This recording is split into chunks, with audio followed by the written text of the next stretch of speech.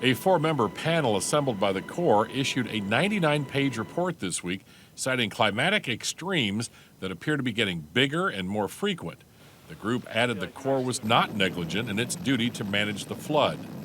The panel of hydrologists from across the country called for updated flood probability models and procedures. It did not cite climate change as a factor, saying the issue was beyond the scope of this report. According to the Corps, record floods in the Missouri River last summer caused $630 million in damage to the levees, dams, and channels built to control the river. The Corps manages the 2,341-mile-long river, which flows from Montana through North Dakota, South Dakota, Nebraska, Kansas, Iowa, and Missouri. The flood was the largest of the period of record in terms of runoff volume, and it stressed the mainstream reservoir system and its operators as never before. Many people were dismayed that such a damaging event could occur in spite of the flood control reservoir system. The panel blamed most of the problems on high levels of runoff due to above-average snowfall and rainfall in May over much of Montana that exceeded 300% of normal.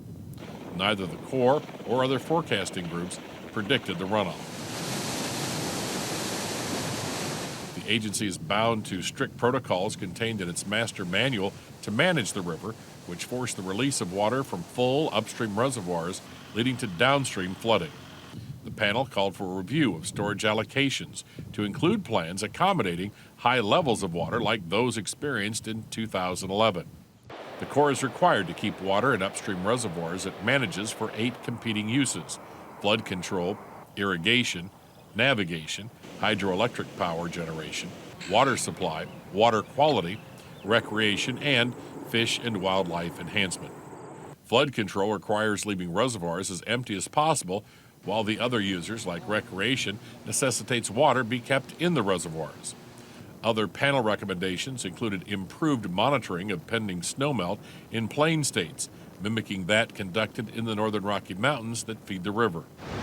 Any changes in the Corps' master manual could require new federal legislation.